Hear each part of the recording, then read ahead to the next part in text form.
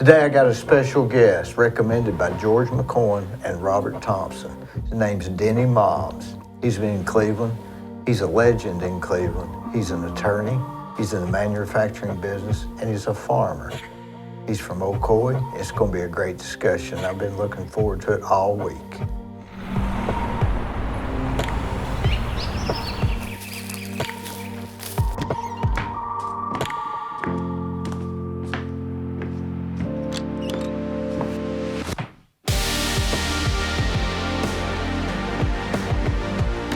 Do you still stay busy?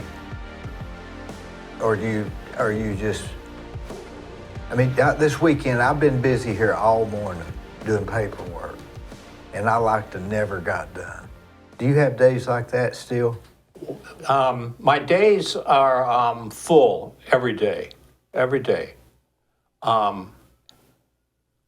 favorite line from Cervantes' Don Quixote is, "The man who does not get up with the sun does not possess the day." And the most beautiful part of a day to me is the hour before sunrise. It is the most pregnant hour of the day. It is the day when the colors change the most and the natural world is the most beautiful.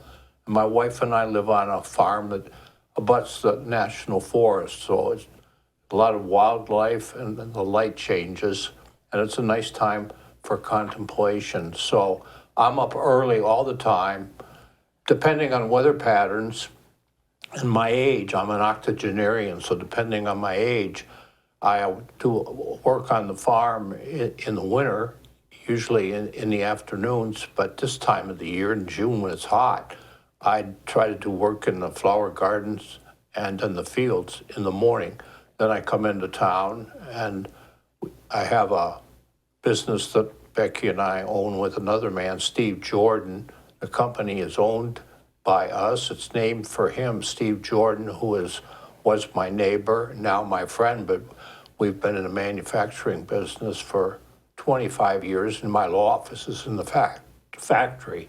But every day I am full of either manufacturing or law practice in a semi-retired mode, and taking care of cattle on the farm, and just looking after all the ancillary things that go with the normal day-to-day living. So I'm really busy every day.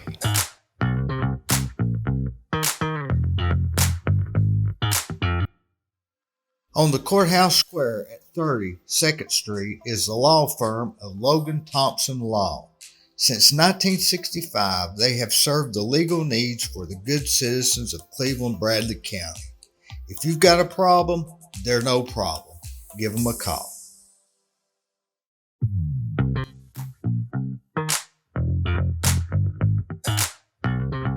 I've got a secret to getting a lot of stuff done is I play Baroque music while I'm working, and it speeds me up. Yeah. Have you ever heard that? I've not heard of playing Baroque music, but now when I was a boy, I took piano lessons for many years, and I love classical music, and I play a lot. I play a lot of music. One of the things I wanted to accomplish in my whole life, I just kind of finished, was a piece of music by Chopin, the Polonaise in A-flat major. It's taken me 40 years to learn to play it, and I took lessons at Lee University in their program for older people. For 2 years, I had a teacher there, Steve Wilbur, and he helped me with my skill level, and I was able finally to learn the piece of music. But I loved it all my life, and I wanted to be able to play it all my life. I just been able to finish it this past year. It's one of the things I wanted to. So is it classical music in general, or just that song? No, classical music in general. I really, really love classical music. Not the Baroque period. I don't care for music before 1800 as much as I do afterwards, but Brahms, Beethoven, Chopin, and Schumann, those composers are just really, really lovely. Lots of times when I'm working in the fields or even driving, I'll realize I'm in the middle of a movement of one of their compositions that's going through my head, and I haven't been aware of it, and it'll come into my consciousness. It's really, really beautiful thing. Classical is really Baroque is not really, it's considered classical, but it's not classical, right? It was the period before classical. That's right. That's What would right. you call that period? I don't know what you call that period. I think that's the right term for Just it. Baroque. Yeah. Yeah. Well, I think there's a real break historically in the music field. I think that from Mozart to Beethoven was a big jump. Mozart's music is very, very beautiful, but it has a kind of a real repetition to it. Beethoven's first two symphonies are a lot like Mozart, and you go to Beethoven's third symphony, the Eroica Symphony. It was basically written as a dedication to Napoleon. And all of a sudden, music changed then, right in the first 5 years of the 1800s. But the music of the 19th century, I really, really enjoy. And I don't enjoy much of modern day music. It's the kids, I want to love you, I want to love you, I want to love you, bang, bang, bang, I want to love you. Yeah. Well, I think music written today is designed to give men a certain kind of sexual arousal, Yeah. whereas music written in the 19th century is designed to give people in chains an insurrection against tyranny. And you can tell when you listen to Beethoven compared to what you listen to now, where there is just a beauty in the rhythm and the lyricism of the music. So I think classical changed from Baroque when it seems like Baroque was more violins and pianos, and then the classical cut more flutes, maybe. Mm-hmm. Maybe it was the instruments that changed. Wind instruments, yes. I think maybe that was the change to classical. You went from chamber music somewhat to a larger orchestra. I think so. Yeah, but music's all beautiful. You listen to it of the evening? I play it a lot, and I listen to it a lot. Do you play it on a piano? I play the piano. You have classical records or what? No, I have the scores. I have the scores of the great piano concertos. Beethoven's Emperor Concerto, Brahms' first and second, Rachmaninoff's second and third. I try to play. I can play parts of them, but I can't play all of them. But they're long, 100 pages. Do you think those guys were looking at writing music like they were doing a big mathematical equation? I mean, they were serious about it, weren't they? Oh, listen. I mean, they were serious. You know, War and Peace is about 1,000 pages, the great novel by Tolstoy. Yeah. Well, the 32 Beethoven sonatas are 1,000 pages. And now they're writing songs that have 4 lines and books that are that thick. Isn't that something? Yes. I don't care much for music in America since basically, I'm old, but since really basically Berlin. You know, I just don't. Rhapsody in Blue, American in Paris. Yeah. You get past that, the music to me diminishes. It's not as lovely. Has law changed as much as music, in your opinion? Is the practice of law, is it different too than it was? My colleagues that have been with me a half century and they're passing away now. I lost Charlie Corn in February. It was my dearest friend, and others of my colleagues have not been well. But they will all say it's a lot different now. It used to be it was more collegial, more civil. Not to say it's not as polite as it was before, but there is a routine, a rote to it, and it changed. The biggest change for me was when lawyers became eligible to advertise. Now, I never have. I was well enough along in my career that it wasn't necessary, and understand for a lot of young attorneys it is necessary. But if a lawyer and the law is to be utilized to resolve conflict quickly and accurately in a society, then to say that allowing lawyers to advertise gives individual citizens better information on how to select the lawyer they need. That may be true, but I think that enhances conflict from the very beginning. I think the practice of law is kind of different, and it was better when lawyers were chosen, I think, by people that had referrals from other people rather than seeing an ad on television or a billboard someplace. Seems to cheapen it in some ways. Yes, it has.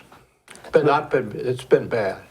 In my judgment, it's been very See, bad. I guess the modern law is lawyers are figuring out how they can, maybe it's from just an onlooker, it's how much can we get for this damage. But maybe years ago, it was more like, how can we resolve this conflict and have everybody as peaceful as you can? A lot of people get called to jury duty and they wait and wait and wait and nothing happens. And the judge sends them home at 11 o'clock and they say, oh, my day's been wasted. But what has happened is maybe a civil case for damages has gotten settled, but Yeah. it wouldn't have gotten settled if the parties weren't ready to go before a jury. Right. You put the jury in the jury box, get ready to start the trial, criminal or civil.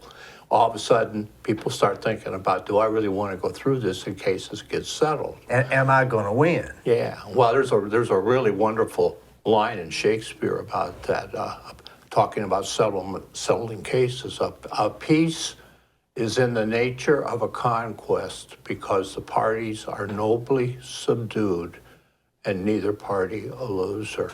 That's why cases get settled. So what a lot of people need to know, and judges do explain it to them, just because we send you home doesn't mean it wasn't important you were here. You helped get this case resolved, even if you'd sat here all day and decided it. Oh, I see. Just by your presence, Yeah, by and your presence. you're ready to go. Yeah, you being ready to go will force the parties to do something. You think if a DA indicts somebody that the jury automatically assumes that something must be wrong or they wouldn't be here or they wouldn't have indicted him? No, I don't think that. I don't think that at all. I've practiced stuff. I'm in my 57th year, and I don't think I'm aware personally of 5 cases where a jury has decided a case outside the bounds of reasonableness. You know, that's pretty good, isn't it? You can't. That's pretty good testimony. It can't be done any better. It hasn't been done any better. That is the way it needs to be done. That's the way it should stay to be done. Were you were with what, Mayfield? I was with Phil Auer and Dietrich when I came here. Wasn't that Mayfield originally? No. I was with the Phil Auer and Dietrich, and I came in 1969. I was the third lawyer. I was 4. And then I left. My wife and I went overseas to live for 6 months. I just left the firm and went to the mountains in Switzerland.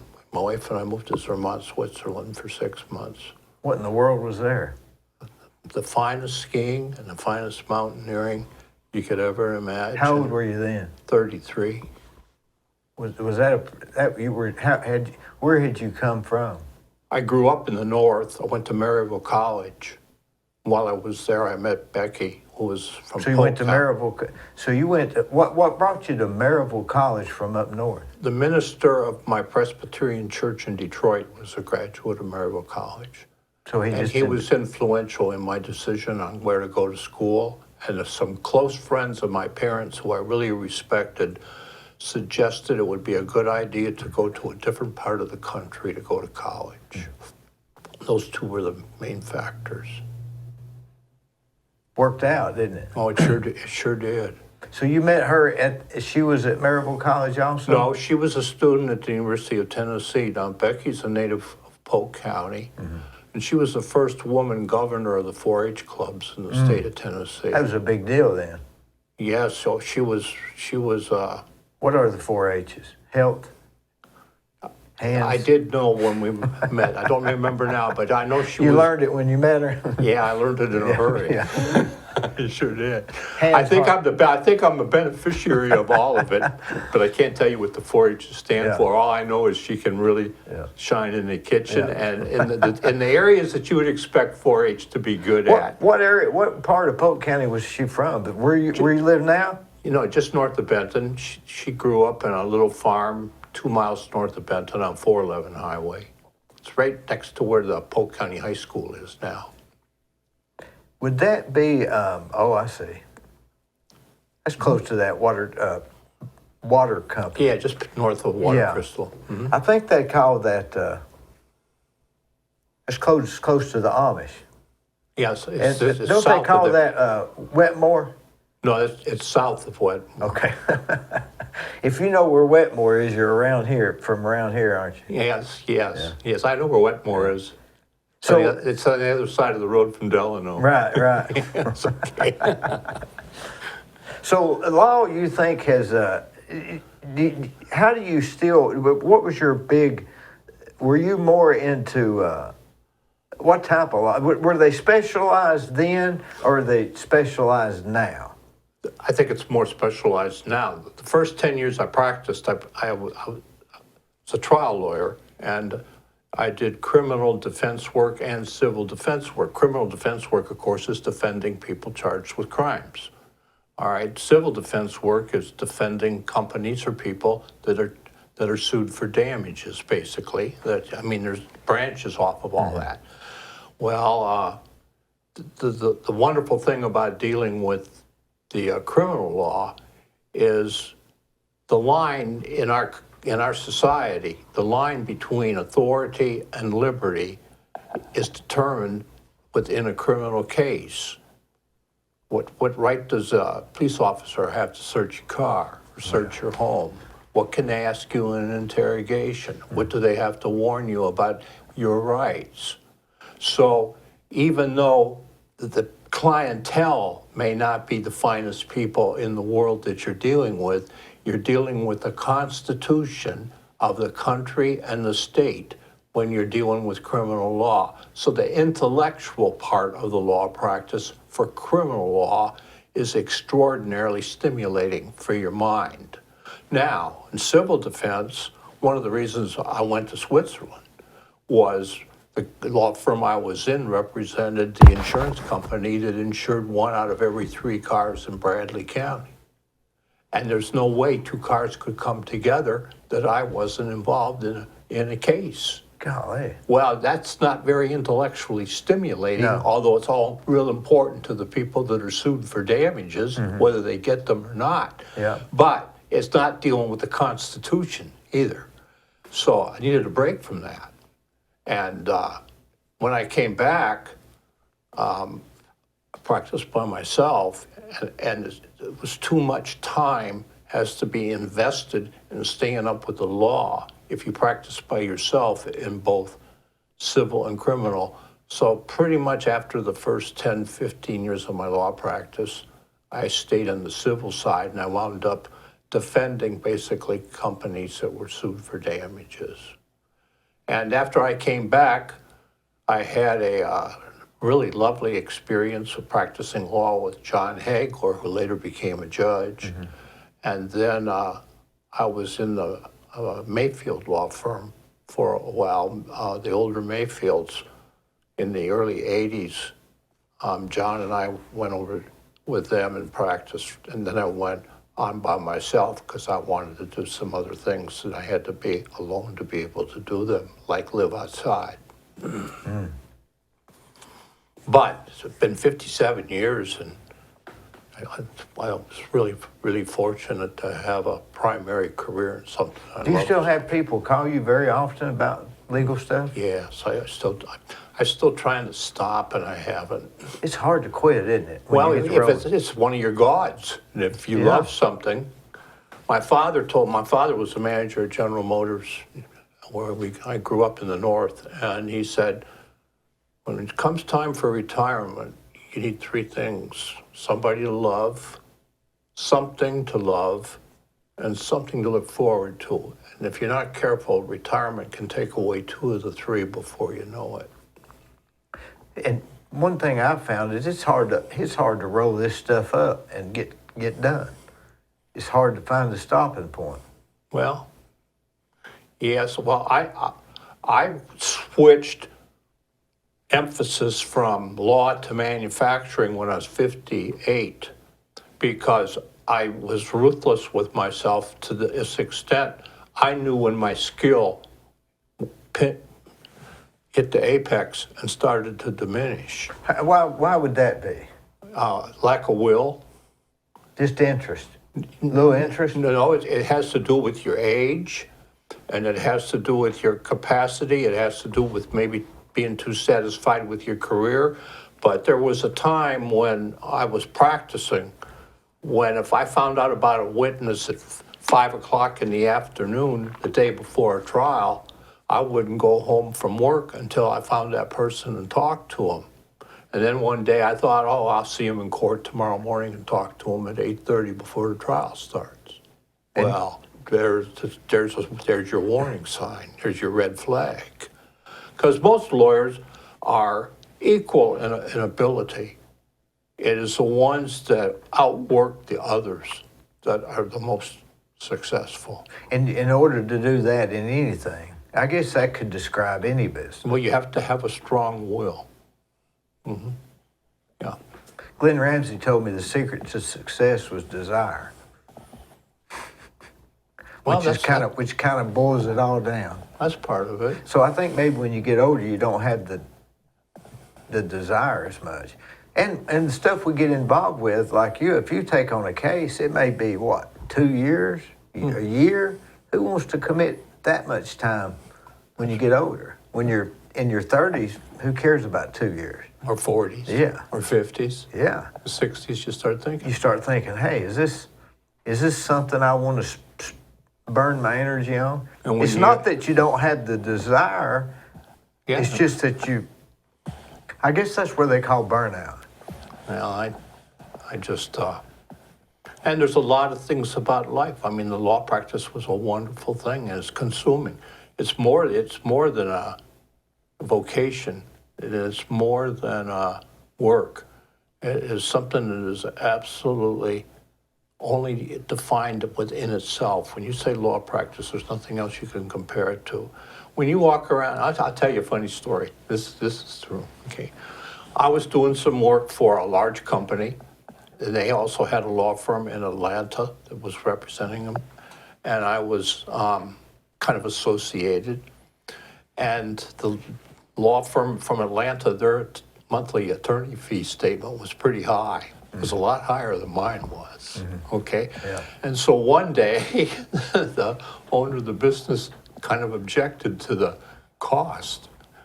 And I said, you have to understand how law practice works. I said, a person calls me up at 4 o'clock on Friday afternoon and gives me a set of facts and tells me what the problem is.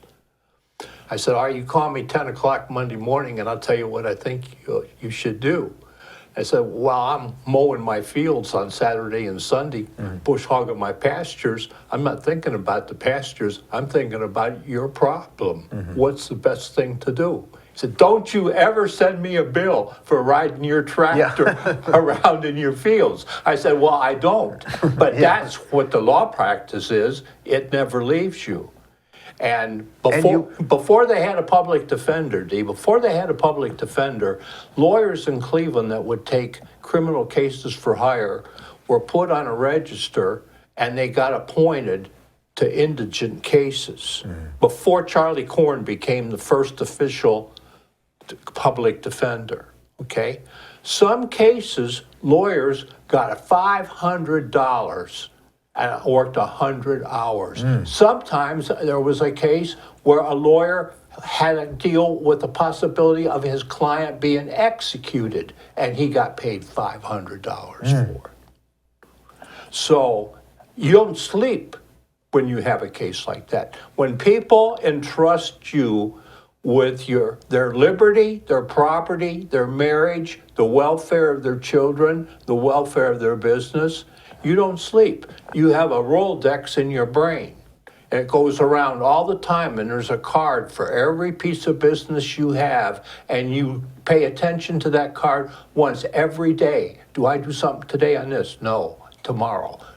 Yes, this. That thing never stops turning even when you're sleeping. Sounds like the building business.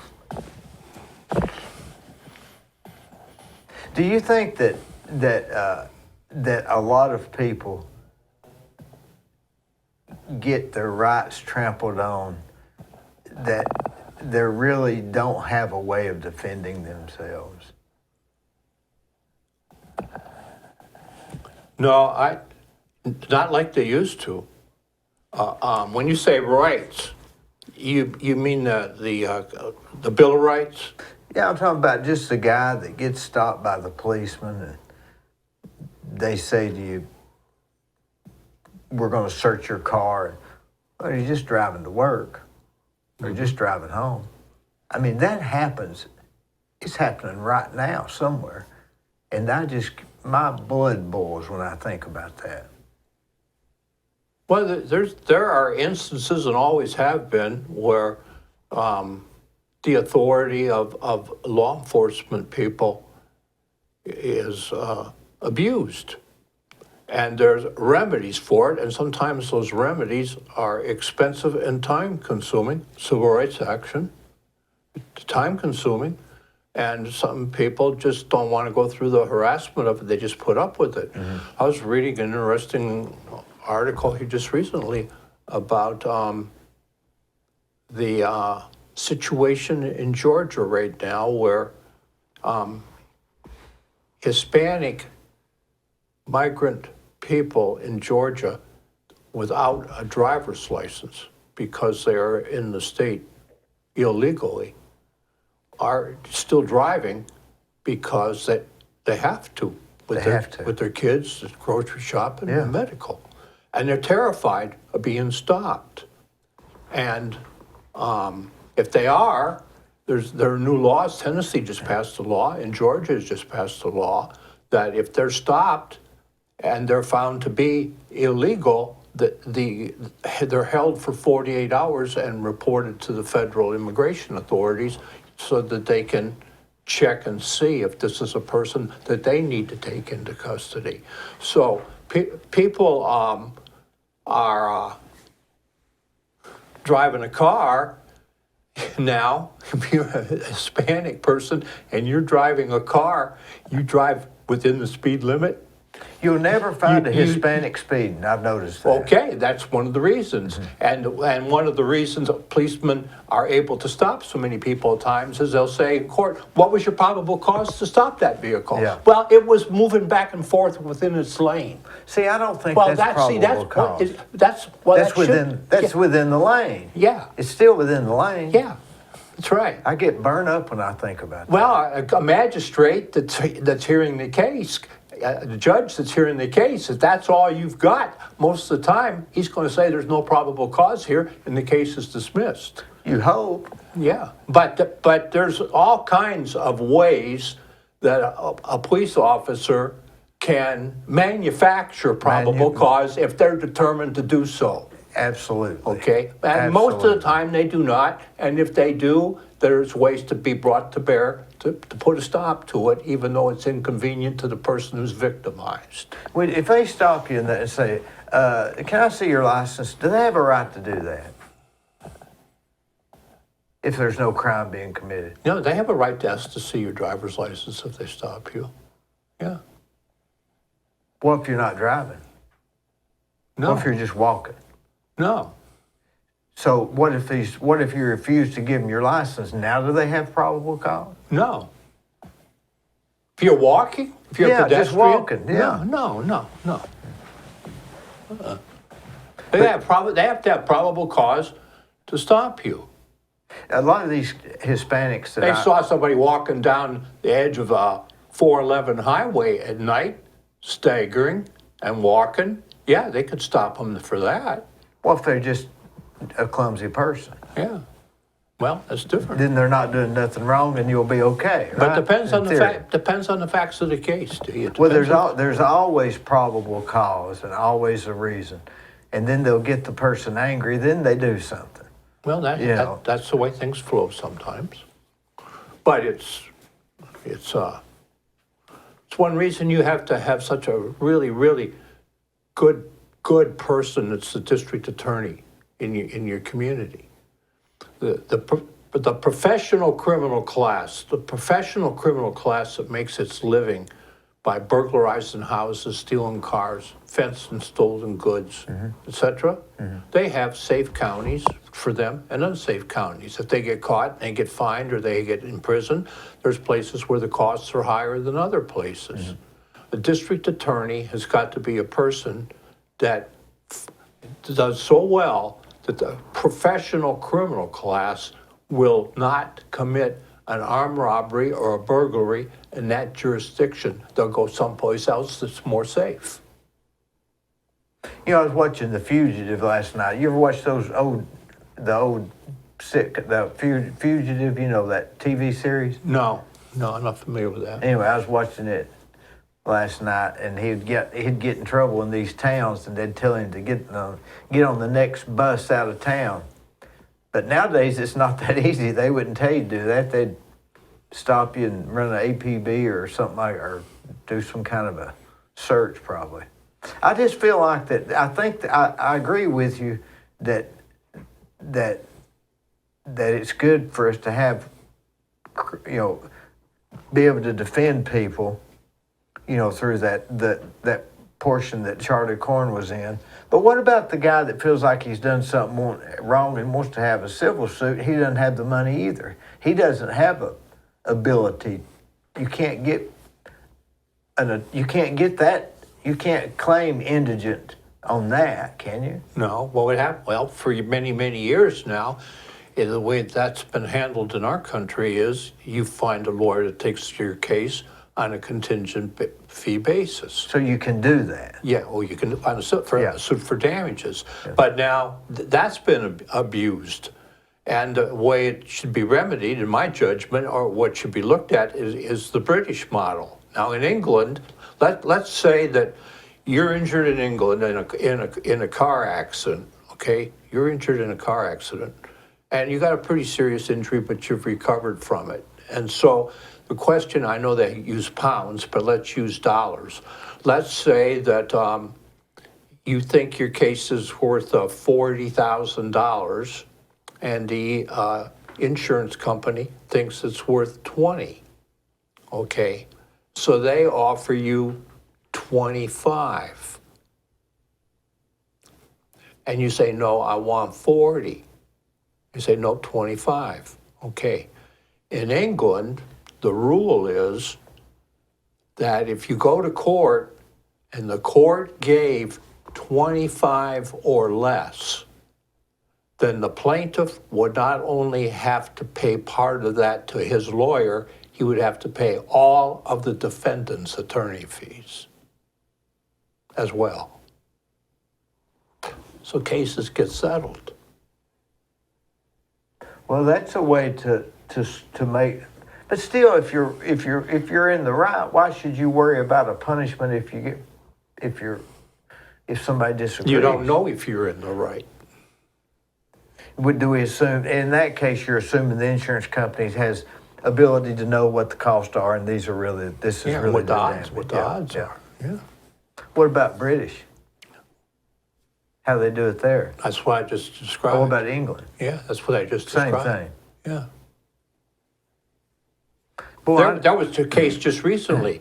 Hugh Grant, the British actor, had a large defamation case against one of the British tabloids.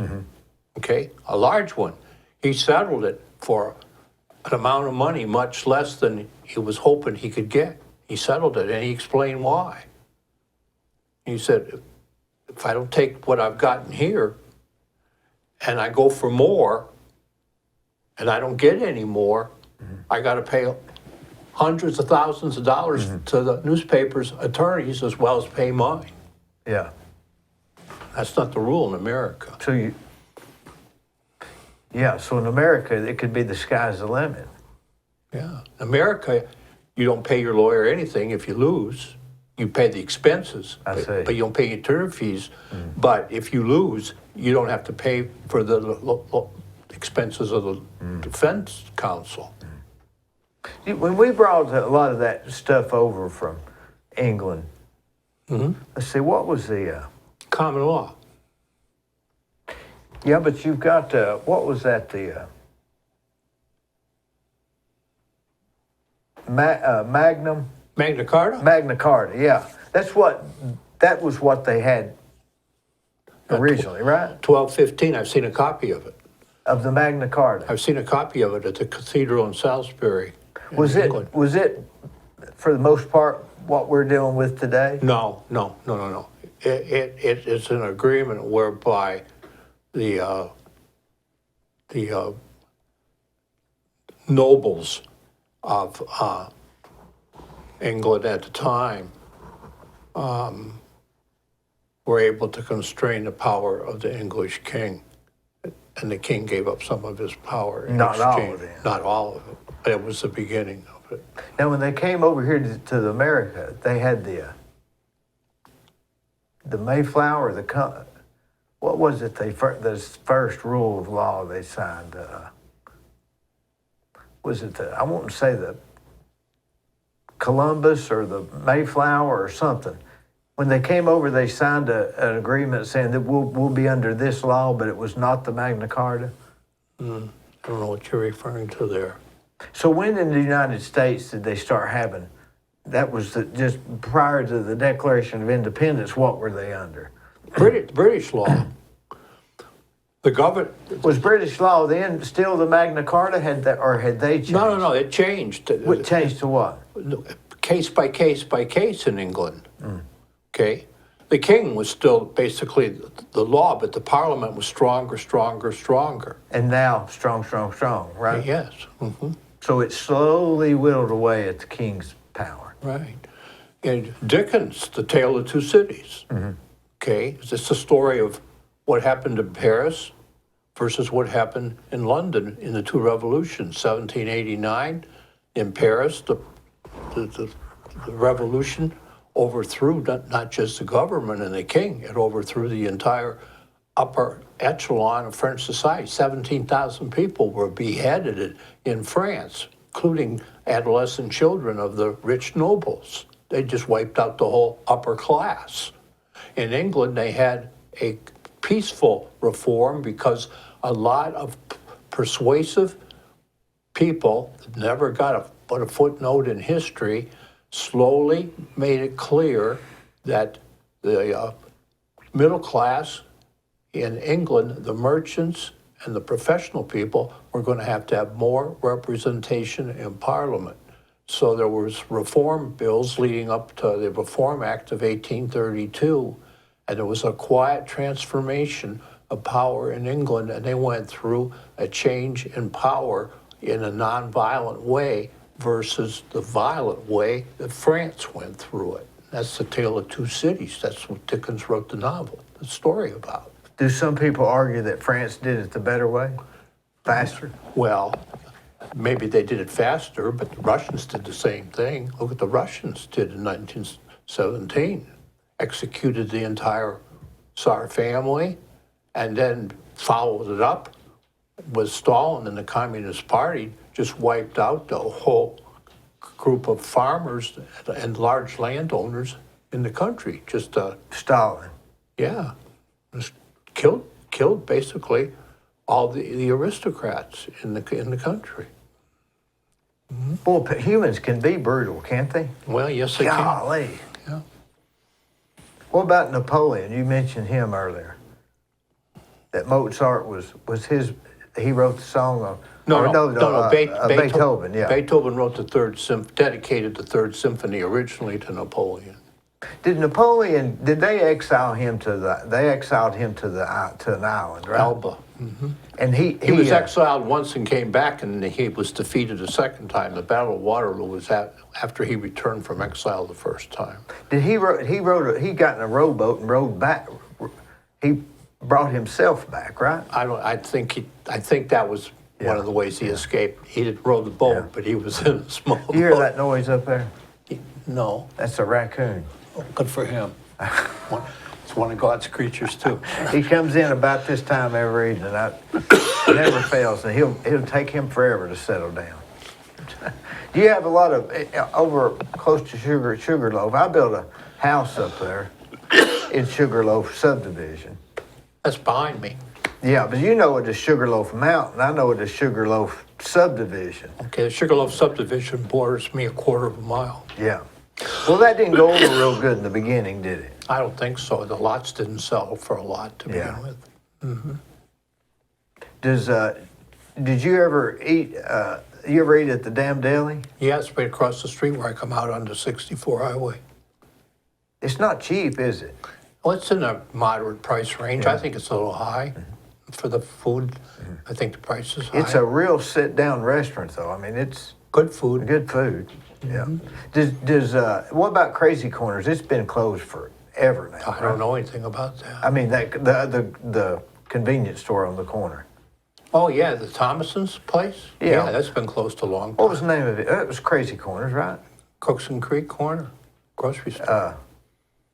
Yeah. No, it wasn't Crazy Corners. It was something else. Cherokee Corners, maybe. Cherokee Corner. Yeah. So if you go out, if you keep going, if you take a right there at the Damn Deli, if you keep going on that road, where does it end up if you just kept going?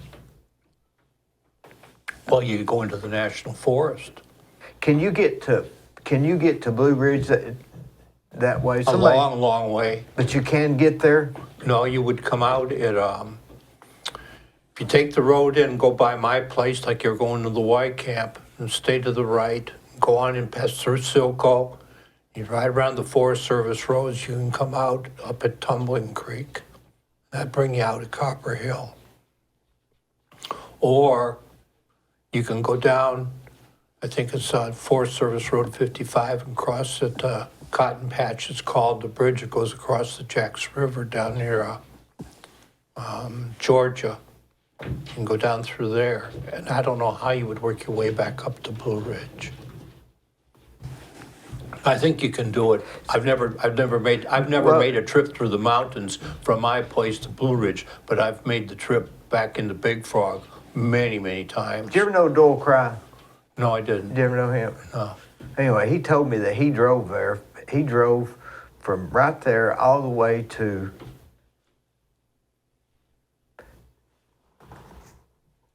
it might have been Copper Hill. I believe it was Copper Hill. That's what you said, right? Yes, you can come out of Copper Well, Hill. that would be I've driven that. That would be a narrow road. Yes, Two cars can pass. yes. Is it worse than Kimsey Highway? No, I've been across Kimsey Highway. Is it dangerous? Yes. It's not in good shape at all. I I wouldn't try to drive it unless I had a car with a chassis that was way Would up you high. ever? I was going to drive it. My wife wouldn't let me. But could you slide off? Is it that bad, or just scratch your car up? Scratch your car up ruts and rocks. I wouldn't worry about sliding off the side of the mountain. I wonder why they don't ever grade.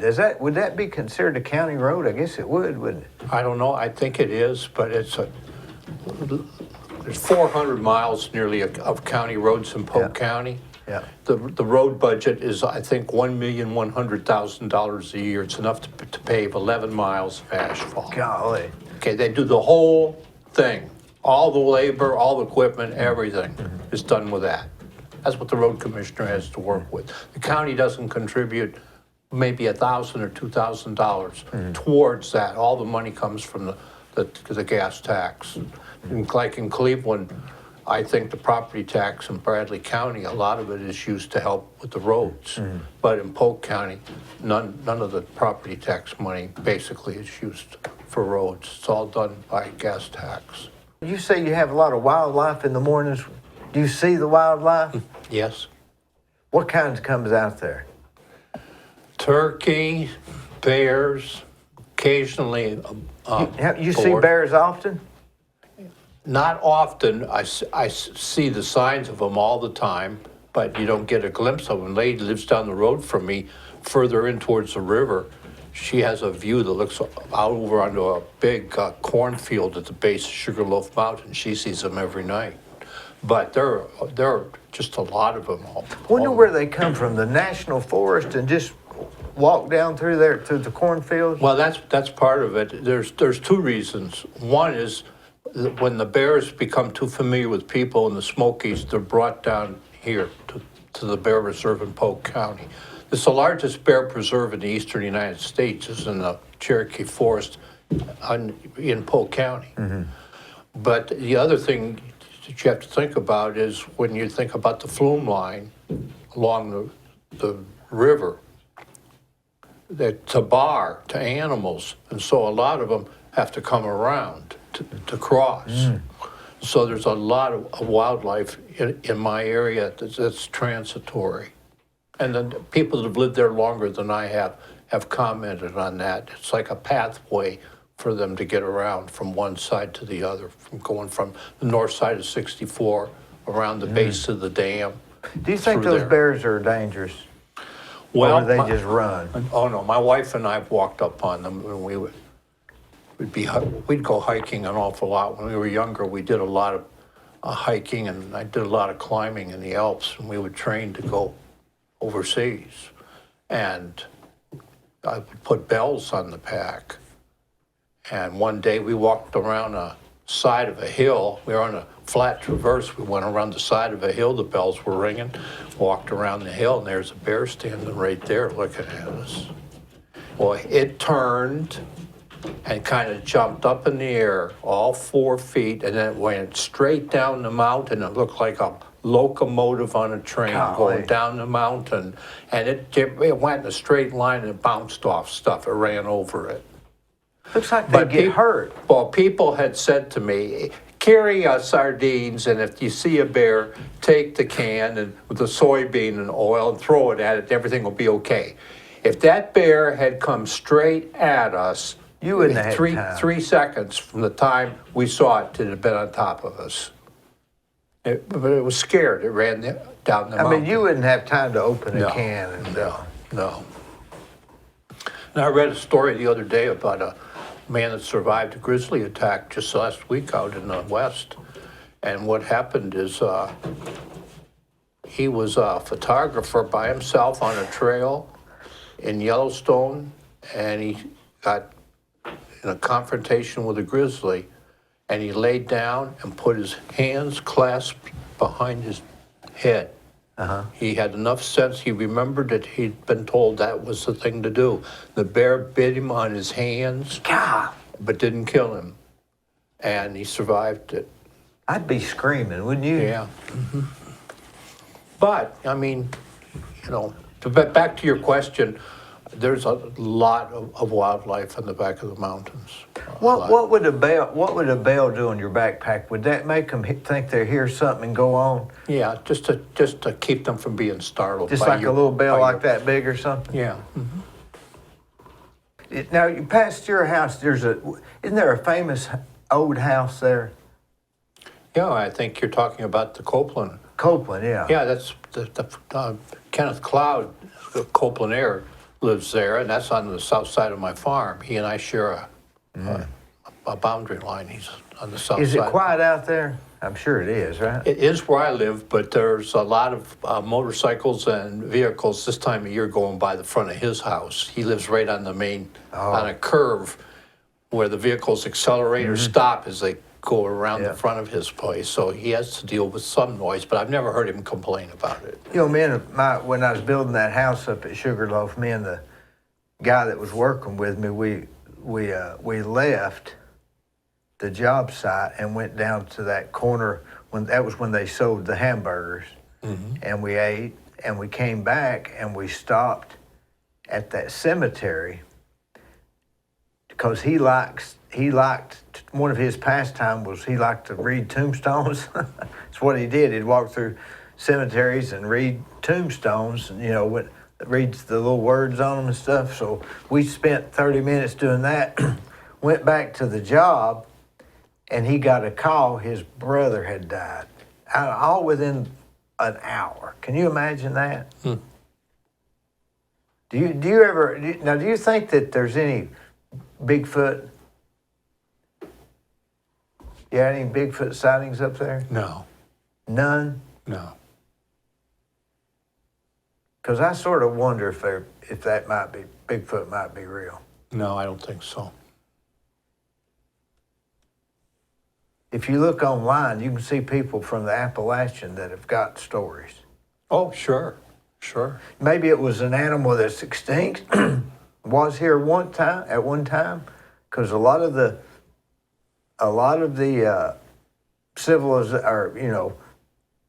or the Indians claim, Sasquatch and what is it in China called the abominable snowman, I think. Abominable snowman. Yeah.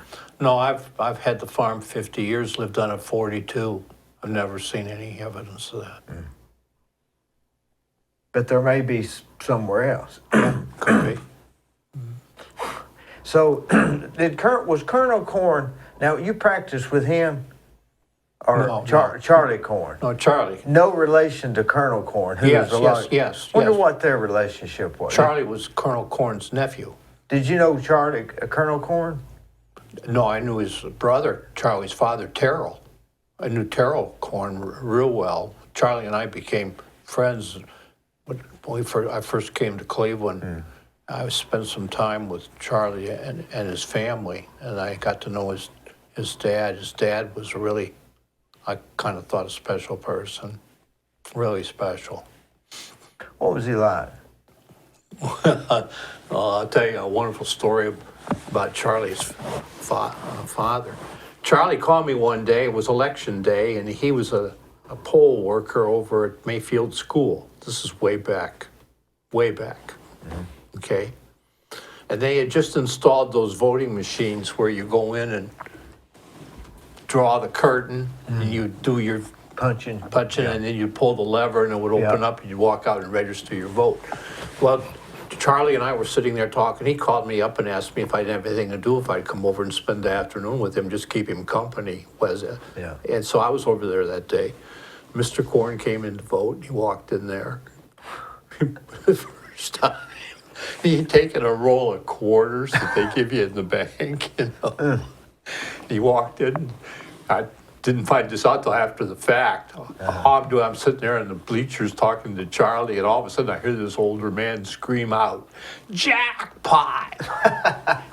And Charlie's father took that, smashed that roll of quarters on the gymnasium floor, and pulled the lever at the same time he yelled, "Jackpot!" He just calmly walked out of the gymnasium, never even looked back, and children and women were scrambling all over, picking up quarters all over the floor of the gymnasium. That was Charlie's Now, father. if you didn't say nothing, you'd think, has he really hit the jackpot? Because I saw the money come out. He didn't say a word. He never even looked back to see what was going on. He just walked out calm as he could be.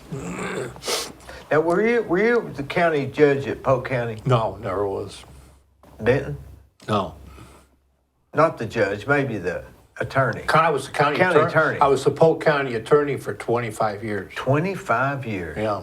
Well, a short hiatus when they changed the political administrations. For a few months I was not. But from basically 1982 to 2008, I was the county attorney. Did you have an office there, or did you just? No. They were just a client. You just drove. You just when the time was needed, right? Yes, I didn't even go to the meetings unless they told me they needed me to come. They were really conscious about funds. I like Polk County. I feel real calm there. Well, good. Yeah. There will be a time when all of that area is just overrun with entertainment type things, I believe. Well, I don't know. We'll see. It's been when I first Becky and I bought the farm. I told Becky, I think one day Ocoee will displace Benton as a commercial center on the west side of the county. And it has now. Food City's building a large store right there in the intersection. Yeah. And they're going to convert the older discount grocery store. It's going to, I think, become an Ace Hardware. Oh, is that right? That's kind of in the works. But with that happening, there'll be some other development happen along 411 You got the And motel there. It's 60 been there a while. Yeah, I don't think it's done real well, though. But it's really, really difficult for the county because of the lack of capital. The banks don't have enough money to loan to local people to finance some kind of business projects.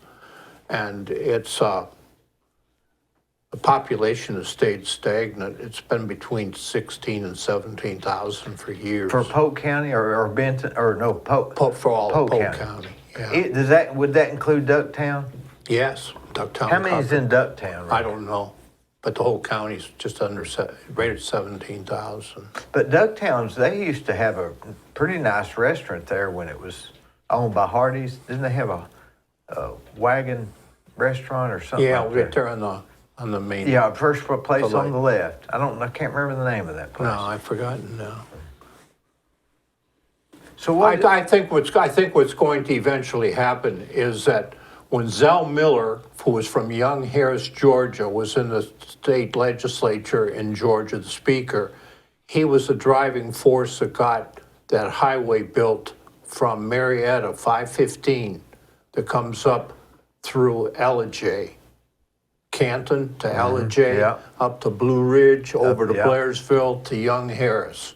To Mineral Bluff. Yeah, that opened up the entire North Georgia area for people in Atlanta to have a weekend home. Before that road was built, you couldn't get to the mountains on a Friday night and back to work on Monday morning. But when he accomplished that, it opened up that whole area for second homes. Hiawassee, Georgia. Now, Cherry Log, isn't there a Cherry Log? Yes, Blairsville. Well, the point I'm trying to get to is all of that expansion into that corridor is kind of spilling west over into the US 411 corridor, coming up from Cartersville Yeah. to Fairmount to Chatsworth, up to Tenga, up to Ocoee. And I think that it's on the verge of that kind of explosion population-wise. A lot of people from outside of Tennessee are buying up property in Polk County, as well as in Bradley. You would know that better than I would. Well, I went to Helen, Georgia here a while back, and about everybody there was from Georgia. You could tell they were Atlanta. They were just weekend people. But look how nice it is that a person, lives in the suburbs on the north side of Atlanta, let's say Marietta, okay? They get on 515, in 2 hours they can be at a home in Blairsville. That'd be like us driving to Monteagle or McMinnville or something. Right. Do you think that people are going to start sort of intermingling more, as this highway thing, making these roads bigger and easier access? We're just all going to be a melting pot of people where they live too, with the people working on the internet and stuff so much now. Yeah, I think that a lot of new homes being built in Polk County are being built by people who intend to work from home, if not all of the week, a good part of it. Do you think the homes are getting smaller? Can you tell if they're getting smaller? No, I think there's a demand for homes that are in the $200,000 range versus $350,000 to $400,000. But that's out of the range for most of the people. It really is. In Polk County, yeah. And I'd say from here too, if you was to take if you was really to take an average. When you was in high school, was you wanting to be a lawyer? No. How'd that evolve?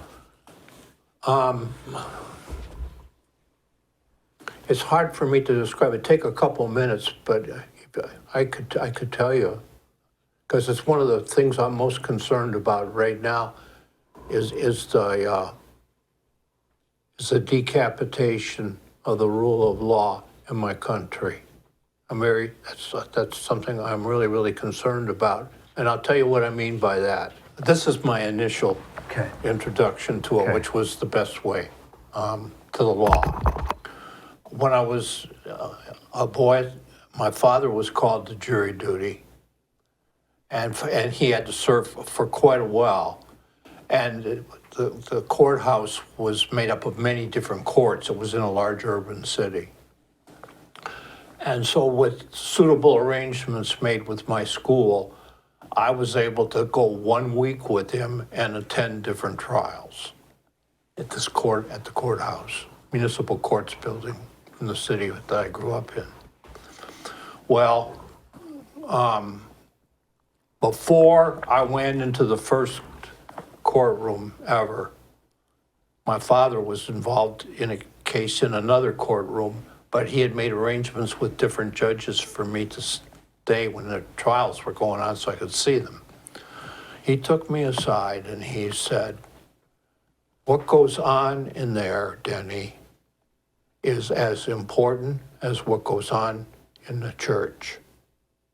When you go in that room, you do not speak unless you're spoken to, and if you have to speak, do not talk louder than a whisper. What goes on in there is as important as anything as you can ever see." Well, that was my introduction, and I saw different trials. But from that day on, and I didn't decide to become a lawyer then, but from that day on, my thoughts about the law were, the law is not rules. The law is not something to be obeyed. The law is not something just to be admired or respected. The law is something that people who live in a democracy like we do must hold sacred. The law must be looked at the same as you look at your faith in your religion. It be something that is highly venerated. It must be looked at and held in reverence. That's the way I have always seen the law. And what's happened recently in our society is that the people have lost a lot of reverence for the law. I'm not going to get into the reasons why, but they have. But just look about you, what I've said. When Scalia, the strong conservative, and Ginsburg, the strong liberal, went on the Supreme Court, I believe they each got over 90 votes in the Senate.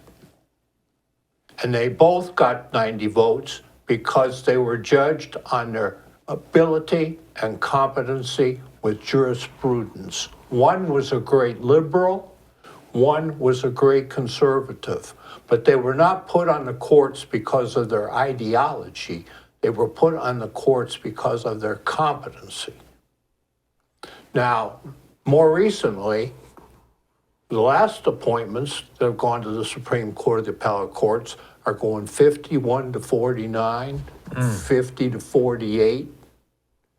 There is not the degree of reverence that this place that the Supreme Court of the appellate courts sit in is like a temple. And these people are the guardians of something that is absolutely precious and must be maintained. It is now seen as these are people that are using a tool that we want to accomplish some kind of objective with. And it's not good for the country, in my judgment. Yeah, when they're split 50-50, there's not one side, either they are or they aren't qualified to be there. Well, right? No. A decision can be 5-4 on the Supreme Court, or it can be. But I mean, when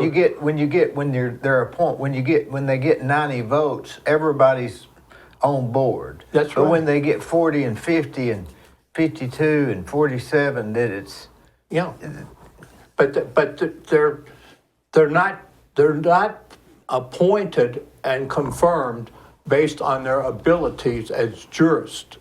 They are now picked and chosen and put on the bench as a tool to accomplish a certain political objective, rather than bringing a wealth of ability to the court and to the body of law, to the people. I mean, look at the great jurists.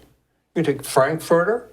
Frankfurter was one of the greatest liberals that ever served on the Supreme Court, but he was adamant that the legislature had to do the kinds of things that he would like to see being brought to bear. And so lots of times he would not decide a case in a way that you would have thought he would have, known what his personal ideology was, because he thought that was something that the legislature, Congress, should do rather than the courts should do. Or you would have a justice like Hugo Black, was from Alabama, back at the time of the Brown decision, Board versus Education. The whole Brown versus Board of Education. Yeah, the whole court tried to find a way for all 9 judges to rule, because it was important. I mean, what kind of decision would that have been if it had been 5-4? Right. But it wasn't. They got 9-0. That case was 9-0. Mm-hmm. Well, what could anybody say? Right. You know. Well, it's just so important that the people have confidence in a reverential way about the way the law is administered in our lives. And I mean, the primary law, of course, is the federal Constitution. And then every state has a Constitution. Our state of Tennessee has statutes, and we have case law.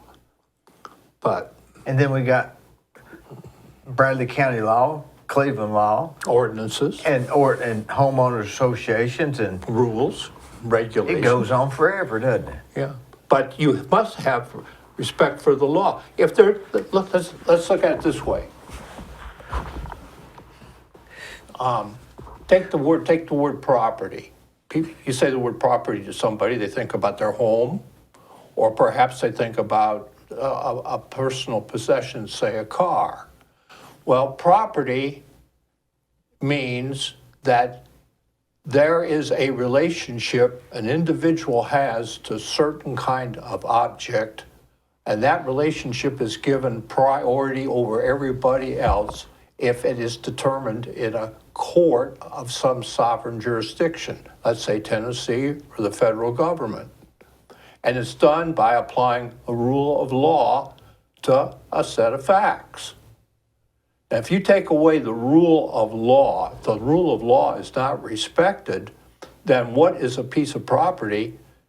It becomes territory, or what is an article of property becomes a possession, and you can only hold it as long as you're capable of keeping it by force. Without any law, there is no property. Without any law, I would have to have my own army to protect my property. That's right. There would be no such thing as property if there was no law. But why is it right now that so many people just have lost confidence? Do you agree with that statement? Or is that just my perception? I think a large segment of my countrymen are motivated right now by resentment, by grievance, by envy, by a feeling of incapacity because of disparities in wealth, disparities in education, an inability to understand and comprehend the advancements in technology and science, the consistent following of religious dogma that is now irreconcilable with advances in science. I think a lot of people think that their entire lives and the values they were taught by their parents and their grandparents are all in significant jeopardy of being washed away, wasted away eaten away, and they'll do anything they can to keep any of that from happening, including making bad political decisions. But I think that the degree of unhappiness and the degree of misery that affects so many people in the country right now is responsible for what's going on. And it isn't just a matter of politics. Just take a look at the Methodist Church. Okay? They're into it now, right? Here's the Methodist Church. I sat in John Wesley's seat. My wife was a graduate student at Oxford. She was at Lincoln College. Their most famous graduate was John Wesley. I went over to visit her. I sat in his seat in the dining hall. It had a hole in the roof where the smoke went out from the stove that they sat. Well, Wesley was the man who was founder of the Methodist Church. Okay, the Methodist Church, like I think almost all Protestant churches, has a statement of belief. Maybe let's say the Apostles' Creed. Are you familiar with the Apostles' Creed?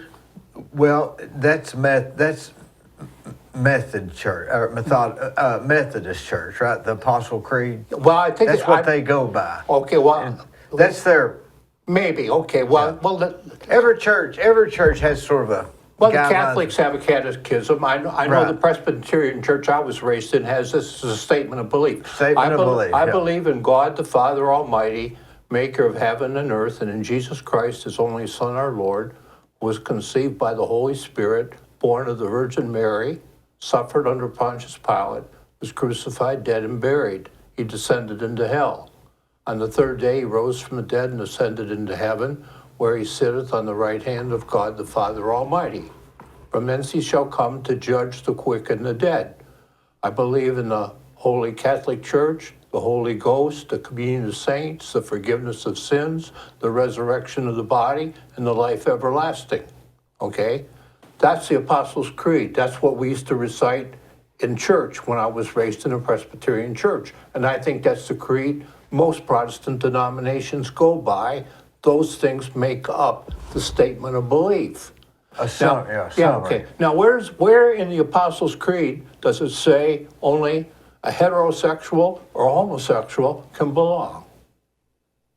If you're going to have a schism in a church, it would be because you take out, I don't believe in the resurrection anymore, or I don't believe in the Holy Ghost. Well, there's a reason to split the church. But to split the church over a question of whether or not a priest can marry, or whether somebody whose sexual orientation is different than somebody else, that's the reason to split a church? It makes sense.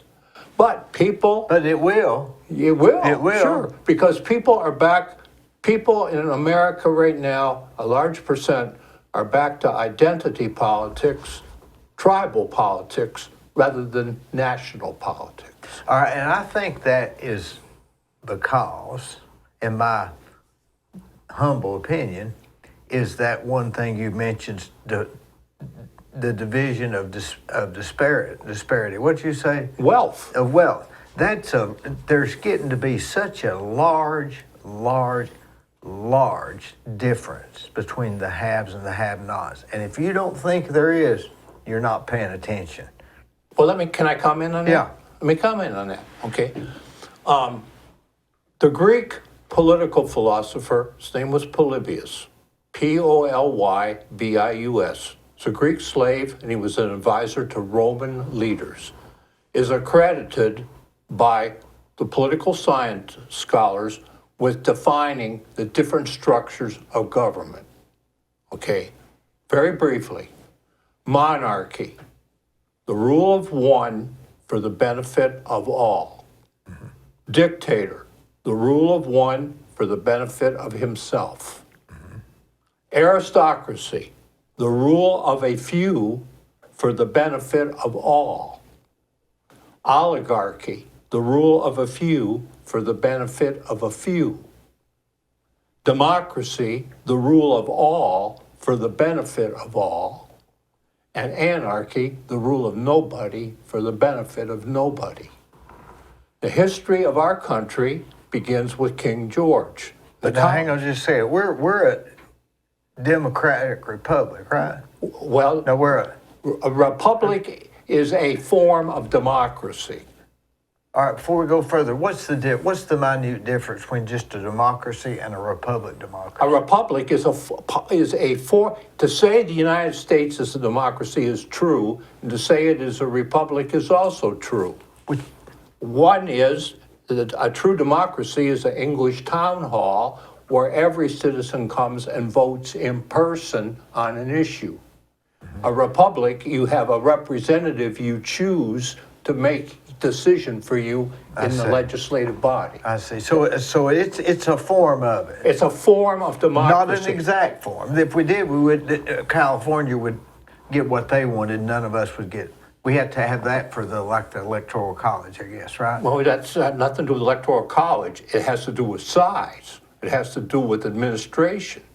But still, it's the republic democracy. It should be, in theory, represent more people than just the democracy, right? No. If you were going to have a pure democracy right now in the United States, every citizen would have a button they would push and vote themselves on every issue, and you wouldn't have to have a Congress. You would do it the same as a town hall. I see. You would not have an elected representative. I see. Okay? A true democracy, everybody would vote directly rather than indirectly through an elected representative. Which is what we do. Yeah, but we still... It's still a democracy. Sure, it's consent of the governed. All right, so go ahead. Okay, all right. Now, in the history of our country, we had the King of England, so until the Revolution, we lived under a monarchy. All right? Okay, we got our independence. How did we get our independence? We got an aristocracy. Who wrote the Federalist Papers? Who wrote the Constitution of the United States? Who wrote the constitutions of all the states? Mm-hmm. It was the merchants. Mm-hmm. It was the planters. But everybody who wrote those documents was better educated than almost every single person we've got now that serves in our government. If you read the Federalist Papers, the 85 essays that were written by Alexander Hamilton, John Jay, and James Madison, which explain why the Constitution is written the way it is, why it's unbelievable. It's the end of the Renaissance. It is the political completion of the Renaissance of the measure of man's ability to govern himself. What is in those papers is unbelievable. Every student in our high schools, every student should not only have to read the Constitution of the United States, they should have to read those 85 essays, because that explains why the Constitution is the way it is. But back to my analysis here. So at the time of the founding of the country, we were an aristocracy. We had a few people, Adams, Jefferson, you know who I'm talking about. We had a few, Hamilton, we had a few people who did this for the benefit of everybody, not just themselves, okay? Then, once it was established, went through the Civil War, we went through the end of the 19th century, we had the direct election of the United States senators starting in 1917, okay? Women got the right to vote. 1964, minorities started to get the right to vote. The Indians got the right to vote. The country became more democratic.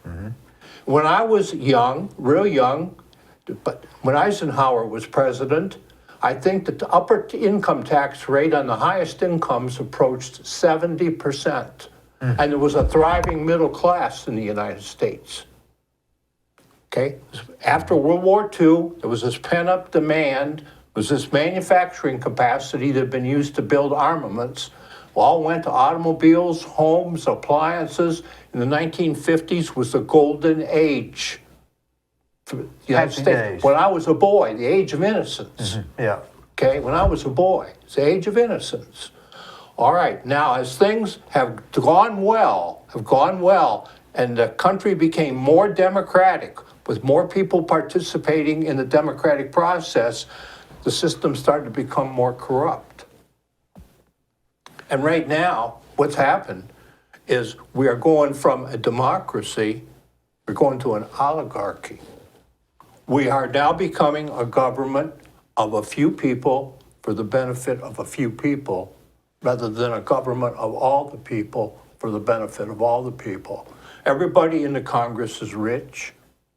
The tax laws now, the top rate has gone from 70% under Eisenhower to around 38 of the richest people. And that's only up on portions beyond certain limits. That's right. I mean, so it's really not even, above 400 or a million or whatever. Right, but the disparity in wealth, I agree with what you said, Dee. Yeah. I think the disparity in wealth is what drives the greatest degree of resentment and bitterness and grievance that motivates people right now to be willing to sacrifice an awful lot of their freedom in exchange for getting something changed. Now, what happens after that's gone that way for a while? I hear people say, well, you got to just pull yourself up with your bootstraps.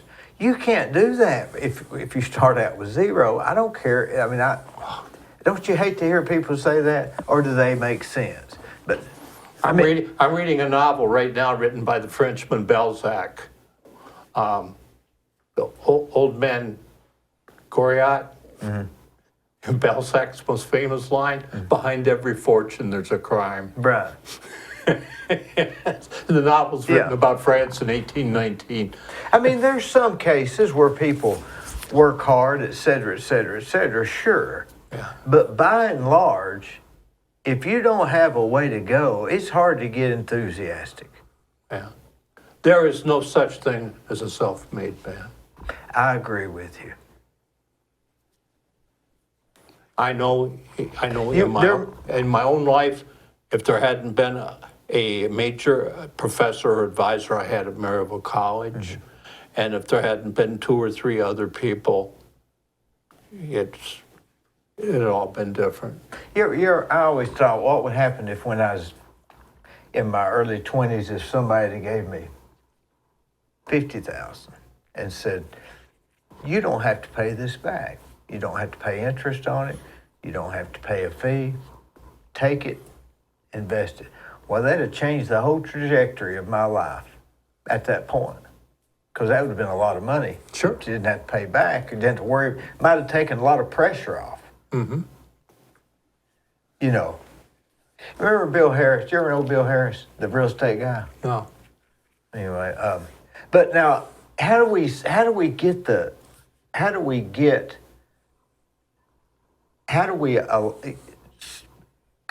close that divide between the rich and the poor? Because if we keep going, it's going to get so bad.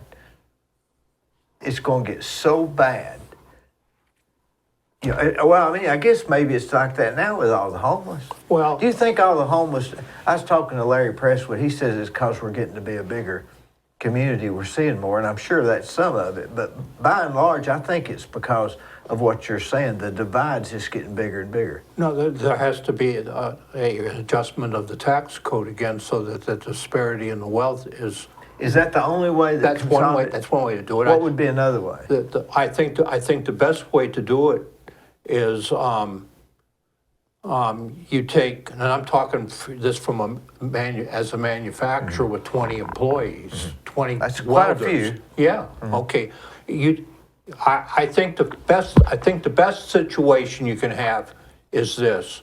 The tax system should be a combination of property tax, income tax, and sales tax, where the income tax should allow credits for business to make new investment. And the sales tax should allow exemptions for groceries and things that everybody has to pay as basic needs. Well, I agree with that, except I think it should be just sales tax and no exemptions for anything, because that would just allow them to put another exemption. Just say it's all sales tax. No, why penalize somebody for working? Why penalize somebody for saving? Spending, you have a choice. I don't have to buy a boat or new shirt. So I wouldn't get, because once you said, well, you can do it for, you don't have to do it for milk and bread, then they'd start, manipulating that. Okay, well, But they've tried forever to get it just that. And they'll just never turn this boat around. It's just, I'm still working on last year's taxes. It's so complicated. I can Well, get it sure done it by is. two CPAs, and there's two different outcomes. Well, there's One says you can deduct this, and another one says you can't. well, you ask any professional now, including a lawyer, for an opinion. You'll get on one hand this, and on the other hand this, and you don't get a direct answer on what to do. Neither one of them's going to give you a direct answer. That's right. They're going to say, well, I wouldn't do this, but I might do that if this happened, but you could be getting in trouble. So nobody knows. So sales tax, there wouldn't be any ambiguity. You bought it, here it is, that's the tax. What's wrong with that? Isn't that too simple? I mean, the poor aren't going to buy much, and the rich are going to buy a bunch. So if that evens it out, then we don't have to say that's 38% or 78%. You buy a lot, you pay a lot of taxes, you don't, you don't. It's very simple. Except when they do give the tax cuts, all the money for the corporations went to buybacks of shares or increased dividends or bonuses for management. They did that. They're doing it right now. They do it a lot. Hey, I can't imagine anything worse than a successful lawyer deciding at 58, hey, I'm going to start a manufacturing business. What were you thinking? Well, I mean, what could you be thinking? I came from an area that everybody made a living building cars, and I was used to steel and automobiles. So you're flame hardening? Is that what y'all do? Pardon? What do y'all manufacture? Flame Industrial equipment. So do you flame harden stuff or what? No, we cut out metal, we bend it, then we weld the pieces together, build equipment, polish it, grind it, and send it to our customer. So somebody would call you and say, hey, I need 50 frames? Yes. And here's the shop drawings? Yes. Lots of times we do the drawings. If what they do won't work for them, but we don't build widgets. It's not like an assembly line. I mean, we build custom. So it's specialized stuff. Yeah. So In other words, you got to think about how you're going to ship it, right. and that complicated. That's almost a design thing in itself, isn't it? How to ship it. Yes. But we've been in business 25 years now, and we have a very, very good business. We built flares. We built a flare not too long ago that went to a dairy farm in California. What's a flare? Burn off methane gas on a dairy farm. They just needed a piece of metal or something? Or? No, it's a great big one of those things you've seen in a refinery where there's a flame at the top burning off the methane gas from the waste from the dairy cows. They try to capture it as energy, and what they can't, they have to burn off. Or we build a rack for a local industry, or we build a lot of equipment for the chemical plants up on the river because of what they make. And no matter what kind of metal you use, it corrodes in 1 year and they have to replace it, no matter how well it's built. Is it hard to keep enough work to keep 20 guys busy, or is there a tendency at times to want to get 25, or how do you manage that? Before I went to law school, I went to graduate school for a year in economics. And I had some courses that I never thought I would use. And one of them was in operating a plant.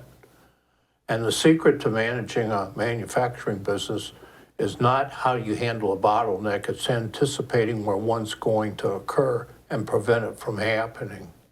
Now, in my business, in our business, and this is from my personal thinking, the men that work, the law requires us to refer to them as employees, but within the plant, we do not. When men that work for us are at a certain skill level, they're referred to as artisans, not employees. And in the plant itself, I want the men to work under the same kind of atmosphere as a Brussels Guild Hall glassblower did. I don't want a German model or a Japanese model or an American model. I want a person that when he's finished with a piece of metal, so proud of it, he wants to etch his name in it when he finishes it.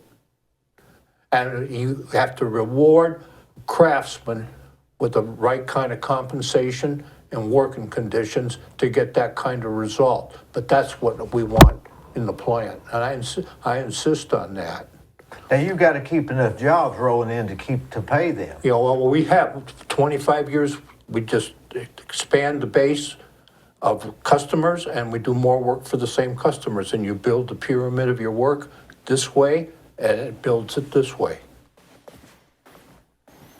Always So try. you foresee the downtimes. We're gonna have a little lull here in about 4 months. I better drop the price a little bit on this job, or how do you do that? Well, sometimes you can't anticipate the pandemic. Well, sure. Who would have thought, you know?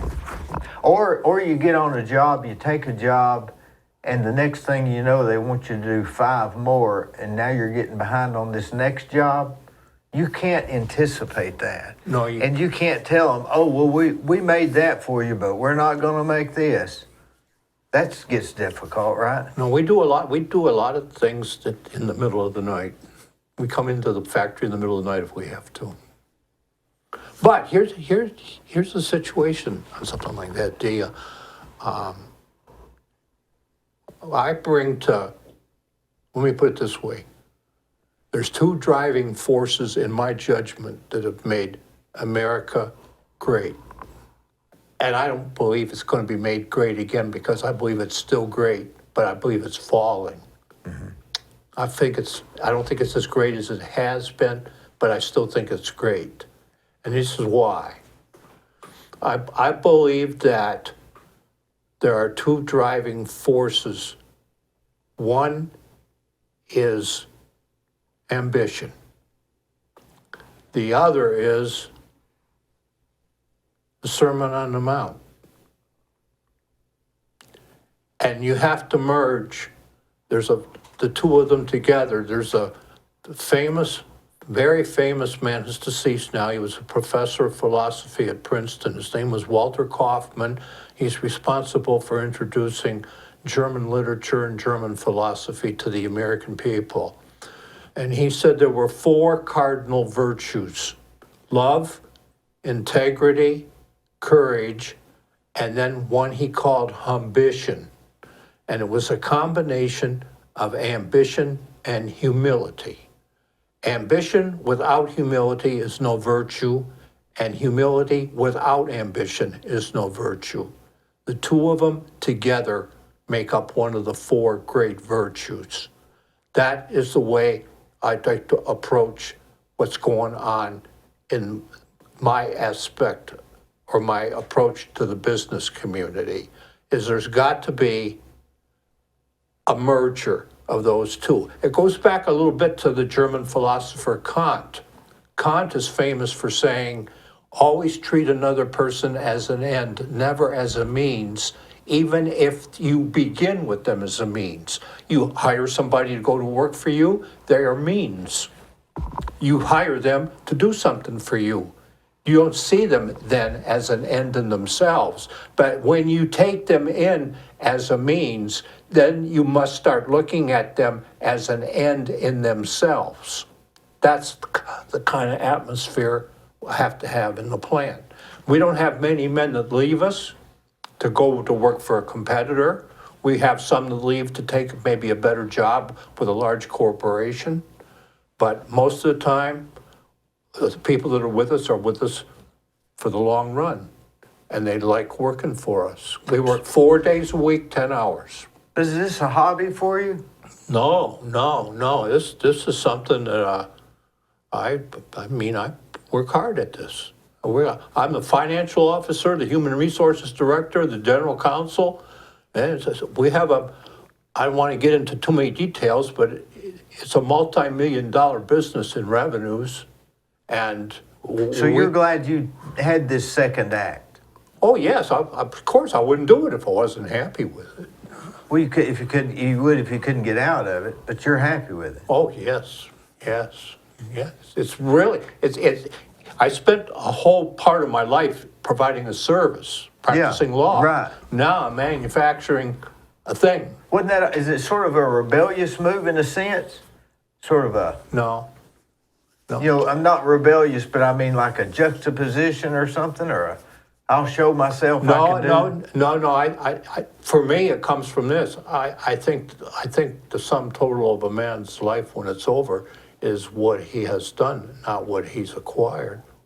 And to me, it's just another area of life that I really, really enjoy. It's like raising cattle. So how many cattle do you have? Right now, I've got 17 Hereford cows that are registered on the farm. Anything close to 25 is pretty big. Yeah, Pretty big it deal. keeps me busy. Yeah. I spent last week in the hayfield. You feed them a morning or night? I don't feed them at all right now. In the wintertime, I feed them. What, in the mornings? No, late in the afternoon, because in the winter, it's best their stomachs stay full. At night, it keeps them warm.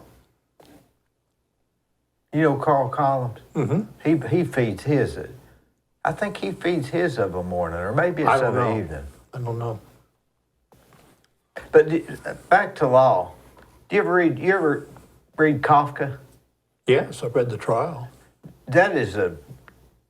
That relates to so many things to me, doesn't you? Yeah. I'm not just law, but so many things.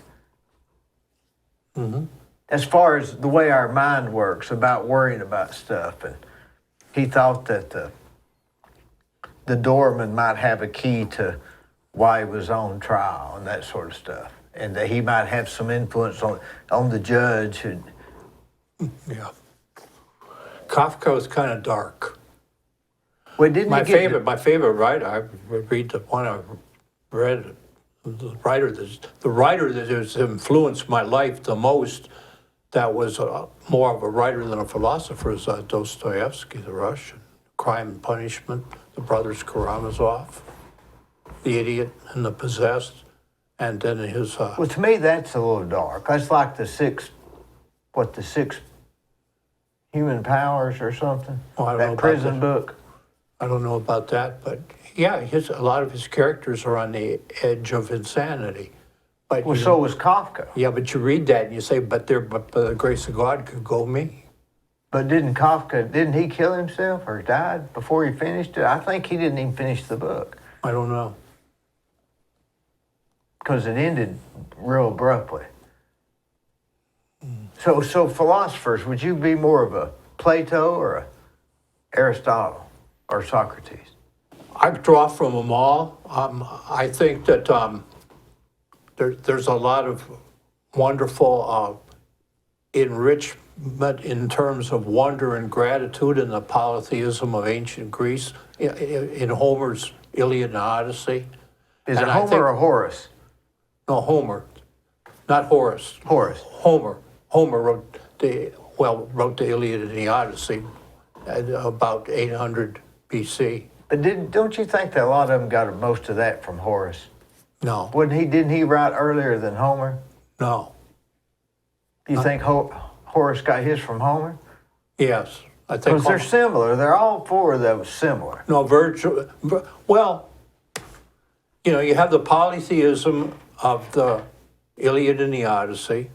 I still think the character Hector in the Iliad is probably the finest portrayal of public virtue in a person that I'm aware of, either living or dead. I read the Iliad and the Odyssey over and over again. I think it's magnificent. But I also read a lot of the works. I don't want to sound ambiguous or even a bit arrogant, but I read an awful lot of existentialist literature, and that really begins with Dostoevsky, and in philosophy, it really begins with Nietzsche. And Nietzsche probably has affected my thinking more than any other philosopher, and Dostoevsky more than any other writer.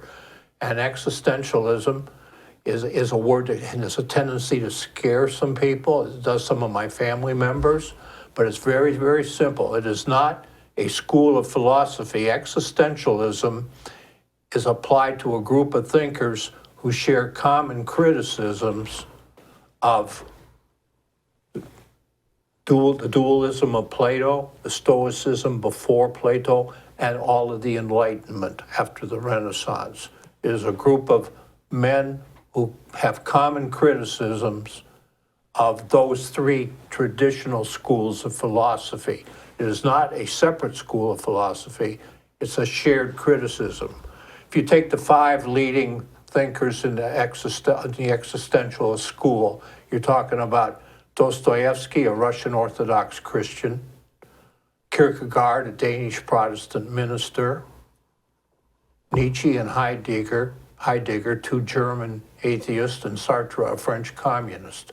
You take those five, those are the five most influential existentialist writers, but it's obvious they all couldn't belong to the same school of philosophy, given who they are. Their background, right. Yeah, but they all share a common criticism of the Enlightenment, of Plato's dualism, and of Stoicism. Those are the three traditional schools of philosophy.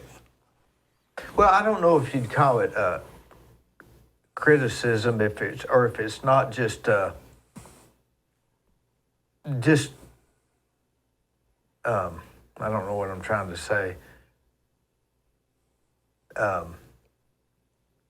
Well, anyway, I can't think of what I was going to say. And when we were talking about the disparity in wealth driving grievance, and I said, I think you're right. I think as far as anything that can be done, that is probably the primary area to address. But I believe that there's an even deeper rift, and that is the one between science and religion. My own thought is that every society has a mythology, a story about how they came to be, why they are here, and where they may be going. All the great literature examines whether the mythology of a society still has efficacy or not.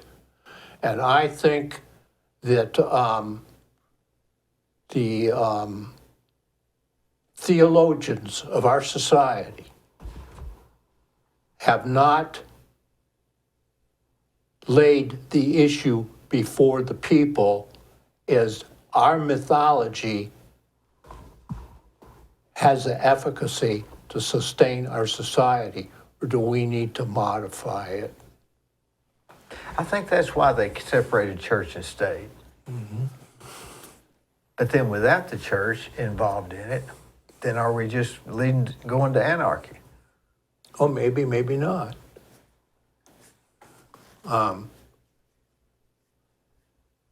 Let's look at that issue in a much broader context, Dee. Every society that has ever inhabited the earth, no matter 5,000 years ago, Ice Age, 2,000 years ago, every society of man that has ever inhabited the earth, we know something about. And one thing we do know about them is they all have possessed a myth about how they came to be. Agreed. Okay? Now, the question is, like for the Romans, for instance, their myth was created by one man, Virgil, when he wrote the Aeneid, about how Rome was founded. And over the hundreds of years, the people began to believe it was all true, just like the Jews do about the creation in the Pentateuch, the first 5 books of the Old Testament, okay? But you think about this. It doesn't make any difference whether you're talking about the Navajo in New Mexico, the Huacheca in Ecuador, The Cherokee in North Carolina, the Aborigine in Australia, go on and on and on. Every society has a myth or an origin myth. And in those myths are their gods. Now, where did those gods come from?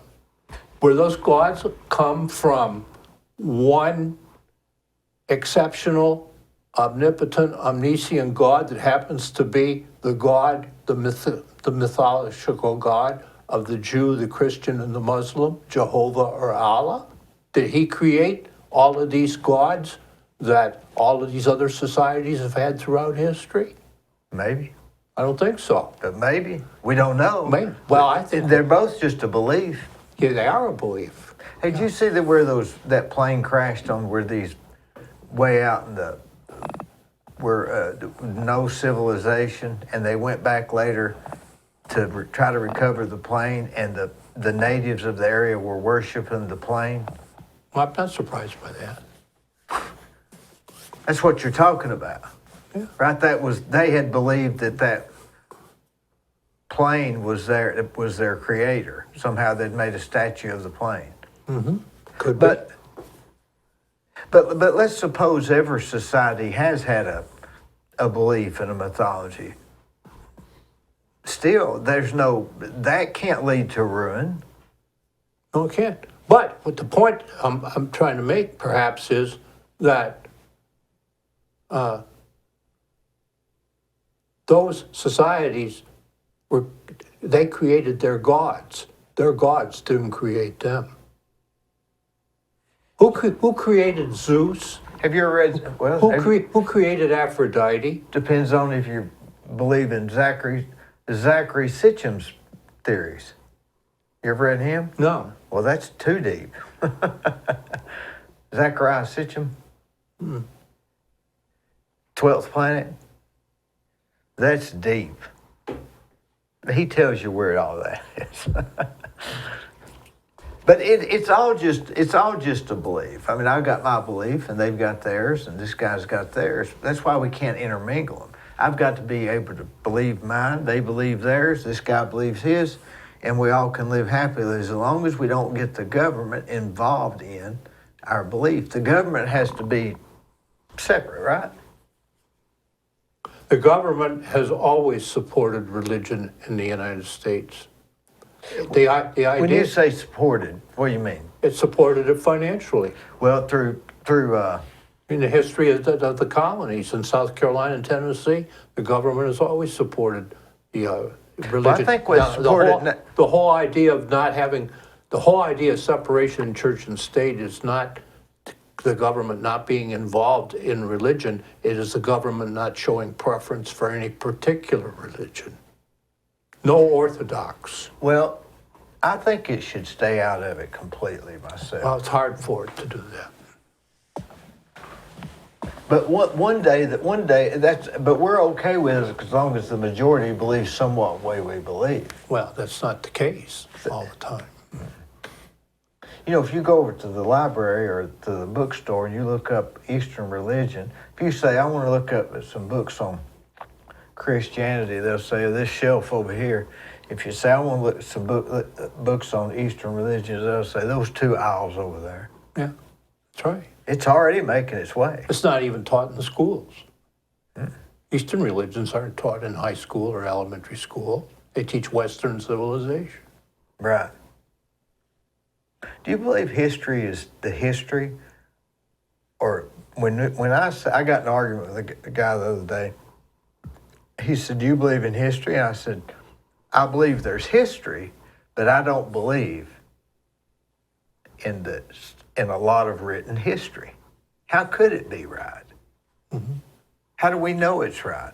I always go back to what the Russian writer Solzhenitsyn said, if you want to read the history of a society undistorted, read its literature. Well, that's true. That is true. Don't read that because the history is written by the victor, right? Mm-hmm. Herodotus is the first person that's ever written in the Western civilization in the first person. That's the first person. When was he? 1300s or something? Oh, no, way before Christ. The first Greek historian. Prior to that, everybody wrote in the third person? Mm-hmm. Like Homer, like the Iliad. So why would that be? Herodotus was the first person. We have have written manuscripts from where he said, I saw this. Prior to that, it was just what? Stories, repetition of stories. Narrative. Wonder why. Wonder why that's so significant. Were they afraid of maybe they're writing about their beliefs? I don't know. Could be, right?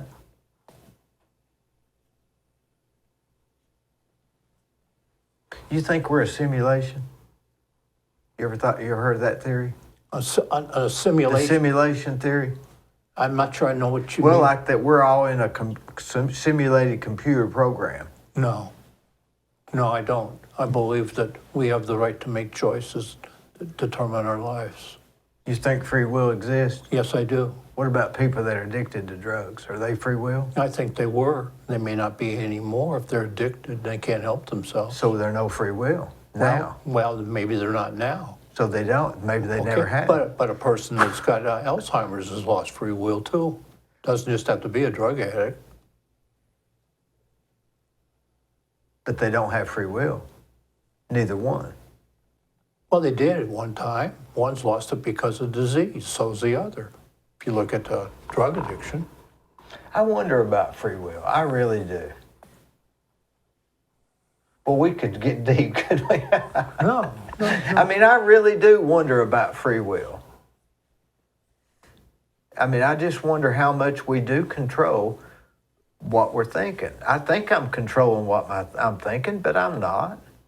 Yes, you are. I don't know. No. I mean, maybe through hypnosis I could, or something, but no.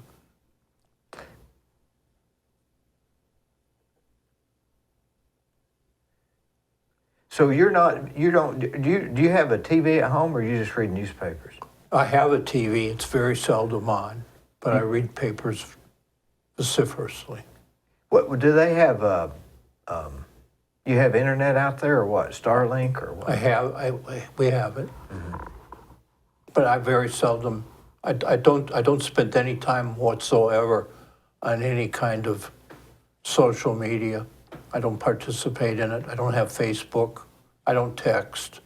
When I talk to somebody on the telephone, I want to hear their voice. I don't want to hear a message from them. I don't want to get a message from somebody I love that says "you" with a letter U. Happy Father's Day. R with a little R. I don't want that. Yeah. And when I'm talking to people, I love the personal part of a conversation where the inflection in the voice tells me as much as the subject of the content, substance of the content. Maybe more. Yeah, it does. I don't communicate with the modern devices that people have. Like when you and I communicated, I can answer a text yes or Sure. no, but to type out a paragraph and send it is a major achievement for me. Are you a real routine guy? No, I don't think so. I don't think so. What time do you go to bed? I go to bed between 9 and 9:20 right now. But you're not routine. No, but I'm up by 5. Do you have an alarm clock go off, No. or you just wake up? I wake up. I get up in the morning, I turn the coffee on, and I have a cup of coffee. The cat gets up next to me. My wife sleeps later than I do.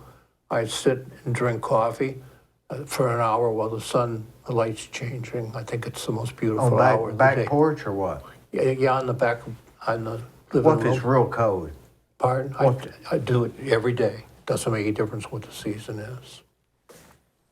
And it's very simple. My wife did a NEH fellowship on the finest natural writer America's ever had, Scott Momaday, the Kiowa Indian. And he taught her in graduate school, and she did a year's fellowship for the NEH on him, went out to his home in Arizona and interviewed him for a couple of days. And he won the Pulitzer Prize for a novel, Housemaid of Dawn, in 1969. But he wrote this, and it's embedded in my memory. Once, because I think about my home, once in his lifetime, a man ought to concentrate his mind on the remembered earth. He ought to give himself up to a particular landscape in his experience, to look at it from as many angles as he can, to wonder about it, to dwell upon it. He ought to imagine he touches it with his hands in every season and knows the sounds made upon it. He ought to imagine the creatures there and all the faintest motions of the wind. He ought to recollect the glare of noon and all the colors of the dawn and dusk. And the relationship I have with the landscape that I'm in love with is probably as important to me as the relationship I have with any individual except maybe 7, 8, or 9, 10 people. I just love where I'm fortunate to live, and it loves me back. Do you think we're the sum of the 5 people we hang around with? No, I've heard that theory. no. So, I grew up in a city. My wife grew up on a farm, and I had to live on my farm for 3 or 4 years before I even began to see what was there to be seen. were you busy in life, or you just... No, I didn't have the trained, I hadn't learned about the natural world by osmosis. I had to learn it as an adult, experiencing it. A person grows up on a farm, when they hear a bunch of crows, they know a hawk is stirring. A boy from a city doesn't know that. He learns that. But What was it Waldo Emerson said? I went into the woods to find life and found out I had not lived. yeah. Was that the No, famous... I don't want to come to die and find out I have not lived. Yeah. Thoreau. Thoreau, yeah. Yeah. I had it sort of... You gotta have her. Close, yeah. Yeah. Uh-huh. But we just miss it. We don't have time to do all that because we're chasing the dollar. Well, that's one reason I practice law by myself, is because I wanted to live outside. When I was practicing law as a young man, it was all day and all night, every day. And when I got the farm and I began to spend time on it, I wanted a life where I could be outside all the time or as much as possible. And Because you could practice law on the back porch if you needed to. Yeah, but not with partners. Yeah. If I had partners, I owed them the obligation to do my best. But when I practiced by myself, I was free to do what I wanted to. Even though you might not think I have free will, I thought I did. Yeah.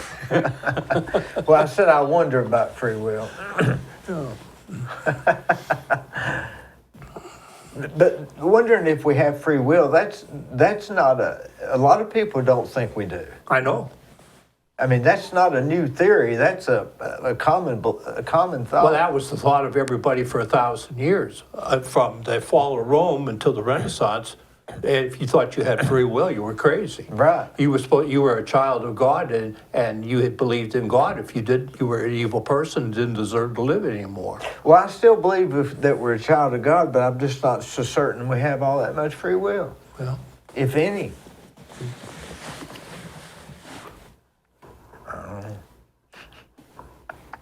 We could talk for hours. When I was a freshman at Maryville College, I didn't study very hard when I first got there. Mm-hmm. So my father came down to visit, and we went down I grew up in the city, and we did a lot in high school, a lot of things that you didn't do until you got in college, most times. But anyway, Maryville was very small then.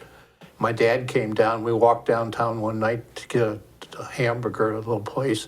He said, "Denny, I don't understand that there's nothing here except a pool hall and a theater." And I said, "Dad, after dinner, I flip a coin. Comes down heads, I go to the pool hall. Comes down tails, I go to the movies. If it stands on its edge, I study." That wasn't much, was it? That was the last time you ever had to come down. I like a small town, though, don't you? Yes, yeah. Cleveland's been really, really, really nice for. It's getting too big for me. I was a quarterback of my football team at Maryville College when I was a sophomore. Uh-huh. I never played in high school. That's interesting. 5,000 students in my high school. Freshman year in the 9th grade, hundreds of boys went out for football, for freshmen. Out of that group, maybe in the sophomore year, there were 100 that played what was called reserve football. And out of that 100, their junior and senior year, you made your varsity football team. Well, same thing was true of the orchestra. Boy wants to play the violin in the school orchestra.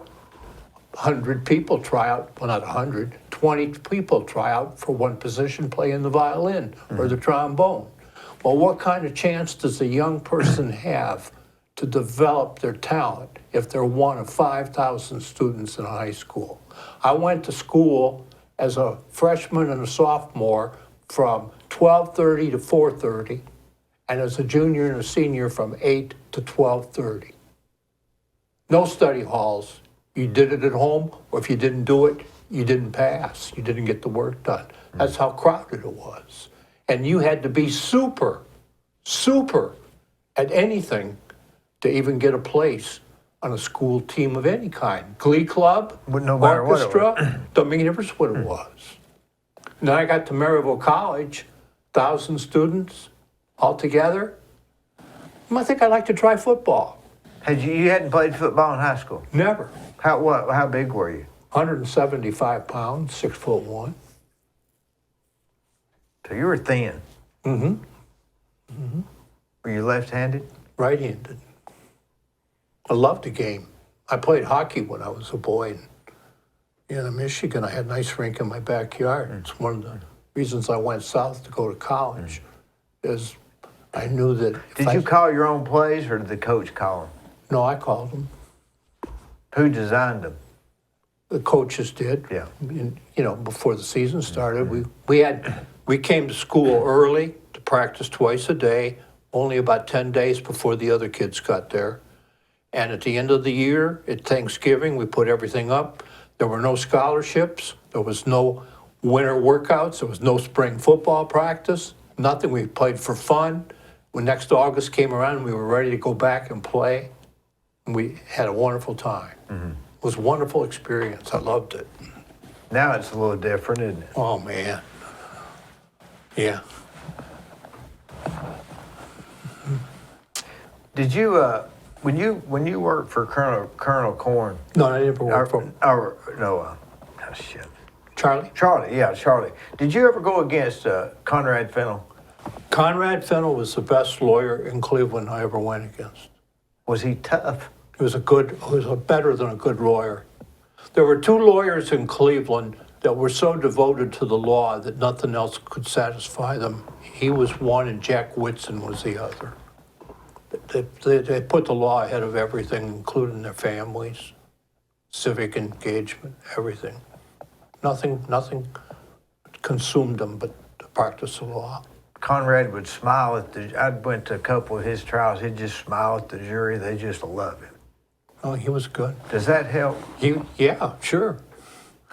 You want the jury to like you. I mean, Will it sway him? yeah.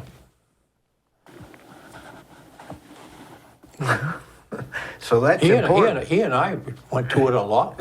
We had a lot of cases together. I tried a lot of cases against Conrad. Were y'all friends? Yes. Did you eat lunch together? No, we were professional friends, but we didn't spend time away from the law practice with each other at all. He was probably working. So was I. How long did you just work? Did you just work a lot?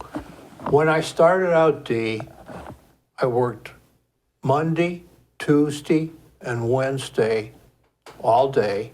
And Wednesday night, my wife and I would have dinner. Thursday, all day. Friday, I'd quit at 5, and I worked Saturday mornings, like from 9 until 1. At the office? At the office.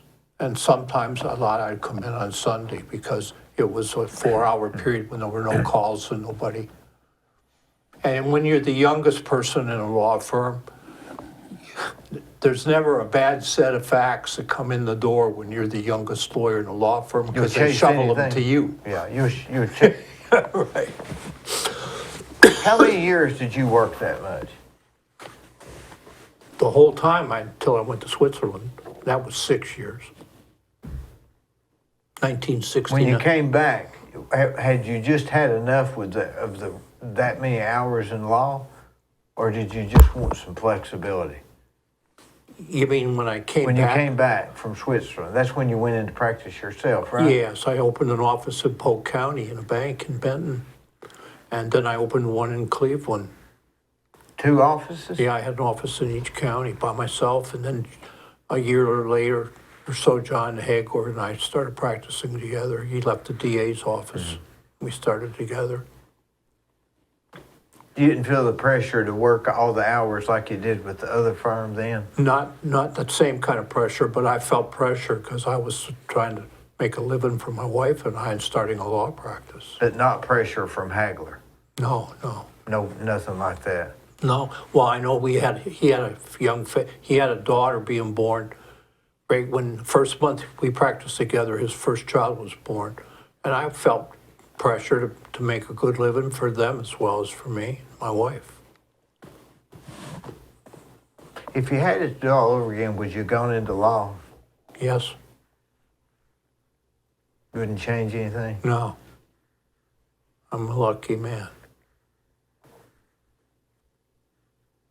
Yeah, really lucky. Well, I'm glad you came. Well, thank you. Thank you for asking me. I appreciate it. I really do. Thank you.